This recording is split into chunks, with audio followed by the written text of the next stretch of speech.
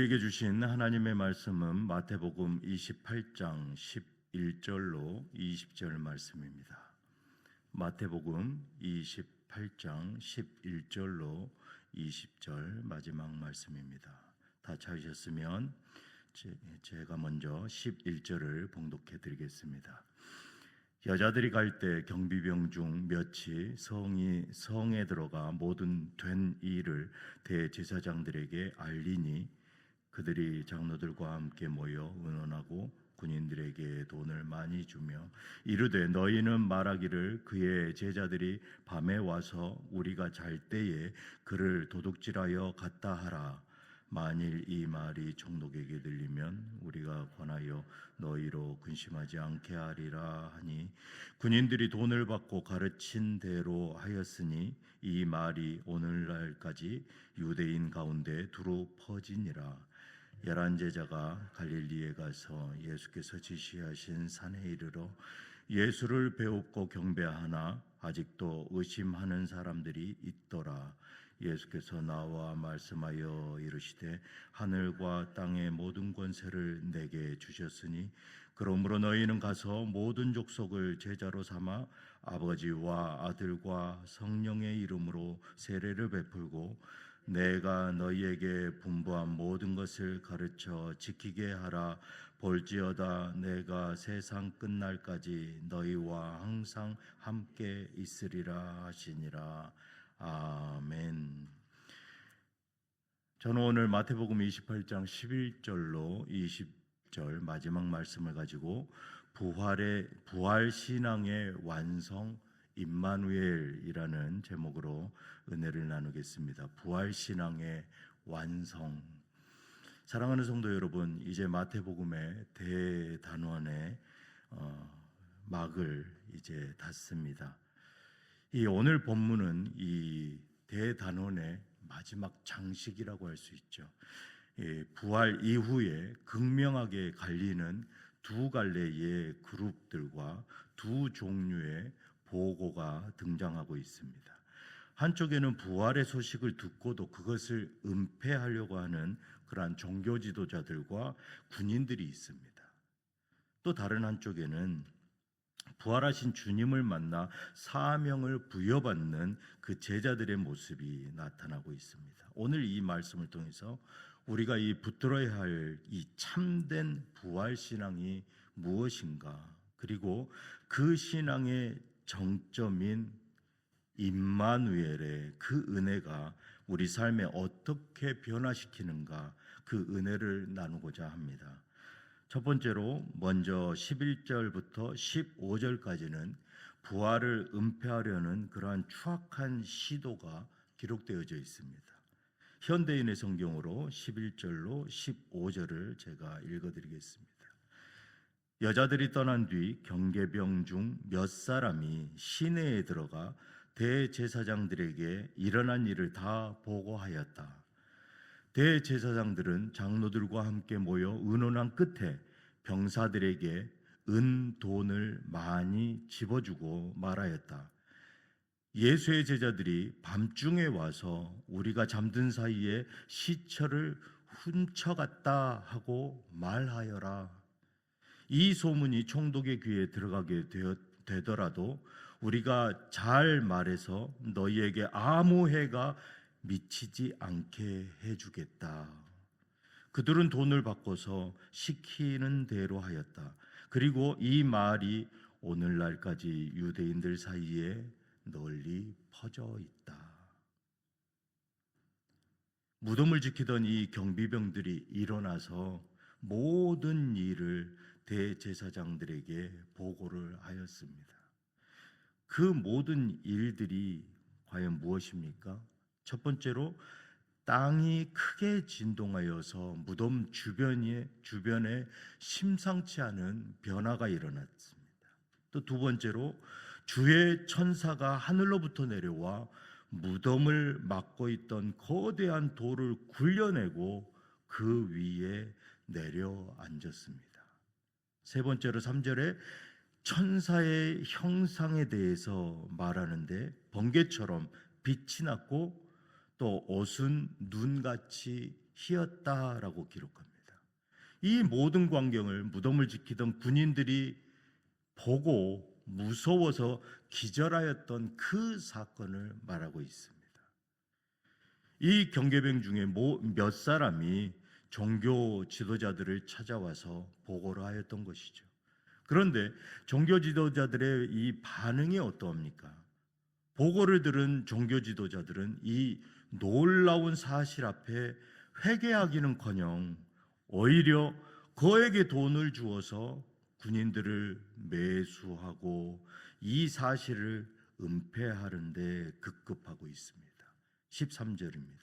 그의 제자들이 밤에 와서 우리가 잘 때에 그를 도둑질하여 갔다 하라.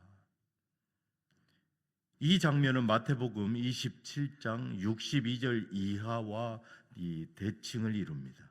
종교 지도자들은 빌라도를 찾아갔었습니다. 그리고 빌라도에게 각하 그 거짓말쟁이가 살아있을 때 3일 만에 자기가 살아난다고 말한 것을 우리는 기억하고 있습니다. 그러니 3일까지는 그 무덤을 잘 지키라고 명령하십시오. 그의 제자들이 시체를 훔쳐다가 감추어 놓고 사람들에게 그가 부활하였다고 말할지도 모릅니다 라고 말하고 빌라도는 그들에게 명령해서 무덤에 경계를 세우고 혹시라도 제자들이 시체를 훔쳐갈까 봐 무덤을 굳게 지켰던 것입니다. 하지만 어떻습니까? 정작 예수님이 부활하시자 이번에는 자신들이 제자들에게 시신 도둑질을 했다는 그 누명을 씌웁니다. 프레임을 씌우는 것이죠. 이것이 바로 이 세상이 진리를 대하는 방식입니다. 세상은 돈과 권력으로 부활의 능력을 가둘 수 있다라고 믿은 것이죠. 하지만 인간이 아무리 치밀하게 조작하고 은폐하려 해도 결코 진리를 감출 수는 없습니다. 오늘 우리가 이 믿는 부활은 이런 세상에 비겁한 거짓을 이기고 승리한 역사적 사실을 믿으시기를 바랍니다. 두 번째로 이런 시선이 이제 갈릴리로 옮겨져 갑니다. 16절에 제자들이 예수께서 그들에게 지시하신 산에 올라갔습니다. 제자들은 부활하신 주님을 뵙고 경배하였습니다. 마태는 예수에게 오직 갈릴리에서 제자들과 만난 것만을 기록하고 있지만 실제로 마가복음, 누가복음, 요한복음을 보면 부활하신 예수님은 여러 번에 걸쳐서 그 제자들을 만나셨다라고 기록하고 있습니다. 그 정확한 시점은 알 수 없지만 이렇게 예수님을 대면하는 그 영광스러운 자리를 갈릴리의 한 산으로 지정하고 있습니다. 제자들에게 산은 특별한 의미가 있습니다. 마태복음 5장 1절에서도 예수님께서는 그의 공생의 기간 중에 첫 가르침을 바로 이 산상수훈 산에서 이루었던 것이죠. 이제 제자들에게 마지막 지상 명령을 주실 그 갈릴리의 한 장소 또한 그 산을 지시해 주신 것입니다.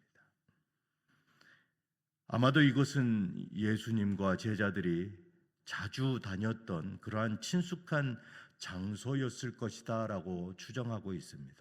마태는 또 특별한 의미를 부여하고 있는 것으로 보입니다. 이것은 마태가 유대인들을 특별히 고려한 것으로 보이는데 유대인들은 구약 성경에서도 나타나듯이 산이라는 그러한 특별한 장소가 하나님과 만나는 그러한 기도의 장소로 여겼기 때문입니다.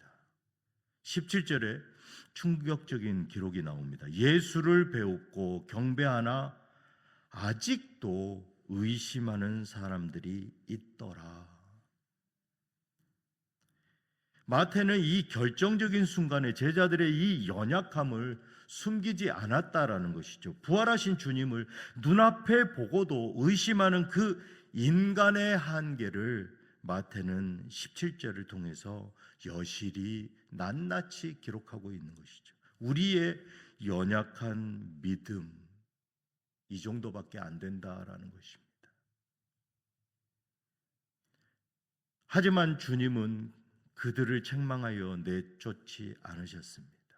오히려 그 의심 많은 제자들에게 다가가셨고 또 손을 내미시고 그들에게 최후의 위대한 명령을 남기십니다. 우리의 신앙도 때로 흔들릴 수 있습니다. 정말 주님이 나와 함께 하셨는가? 이 고난 중에 부활의 능력이 정말 있을까? 나의 기도를 정녕 들어주시는가? 이런 의심이 찾아올 때 우리는 낙심하지 말아야 합니다. 주님은 우리의 완벽함이 아니라 주님의 그 완벽한 권세를 우리가 의지할 때, 우리가 사용할 때 나타난다라는 것입니다. 오직 부활의 능력, 부활의 그 권세를 의지하는 저와 모든 성도들 되시기를 축복합니다.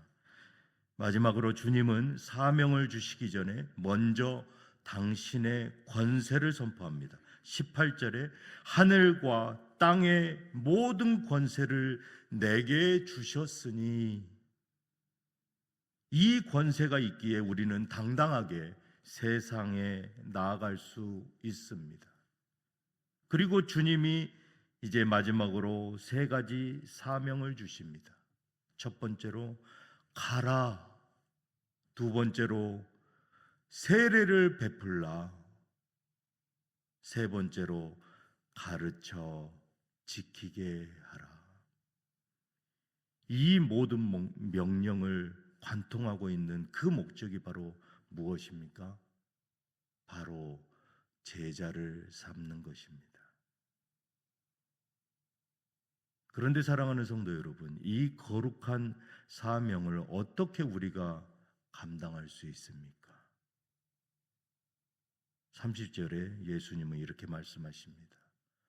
볼지어다 내가 세상 끝날까지 너희와 항상 함께 있으리라.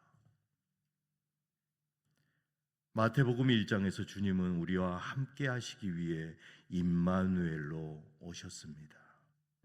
그리고 이제 부활하신 주님은 승천하여 떠나가 버리신 분이 아니라 성령 안에서 우리와 항상 함께 있으리라 말씀하신 영원한 임마누엘로 우리 곁에 계십니다.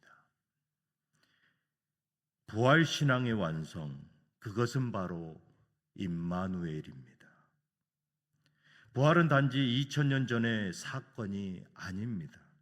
하늘과 땅의 모든 권세를 가지신 바로 그분께서 오늘 나의 삶과 일터에, 그리고 나의 가정에, 나의 아픔 속에 항상 함께 계신다라는 그 믿음입니다. 이 임마누엘 신앙이 있을 때 우리는 이 험한 세상에서도 두려움을 이기고 사명을 넉넉히 감당할 수 있다라는 것입니다. 이제 말씀을 맺겠습니다. 세상 권력은 돈과 거짓으로 그 부활을 부정하려 하였습니다. 하지만 부활하신 주님은 그의 나라 백성들과 항상 함께 하심으로 그 살아계심을 증명하십니다. 오늘 내가 가야 할 그 갈릴리, 사랑하는 성도 여러분, 그 갈릴리는 어디입니까? 주님은 나를 그곳으로 보내시며 결코 혼자 가게 하지 않겠다라고 말씀하십니다. 내가 세상 끝날까지 너와 함께 하리라. 그 임마누엘을 주님께서 약속하셨습니다. 오늘 이 아침 그 임마누엘의 주님을 깊이 인격적으로 만나시길 바랍니다. 주님의 권세를 의지하여 담대히 사명의 자리로 나아가시길 주님의 이름으로 축복합니다. 기도하시겠습니다. 사랑의 하나님 아버지, 오늘 말씀을 통해서 때때로는 우리의 눈앞에 놓인 그 현실 때문에 제자들처럼 의심하고 흔들릴 때가 있음을 고백합니다. 세상 끝날까지 너희와 항상 함께하겠다 하신 그 임마누엘의 약속을 기억하게 하여 주시옵소서. 그 임마누엘 주님을 의지하여서 담대히 나의 갈릴리를 향하여 복음의 증인으로 살아가게 하여 주시옵소서. 우리 주 예수 그리스도의 이름으로 기도드리옵나이다. 아멘.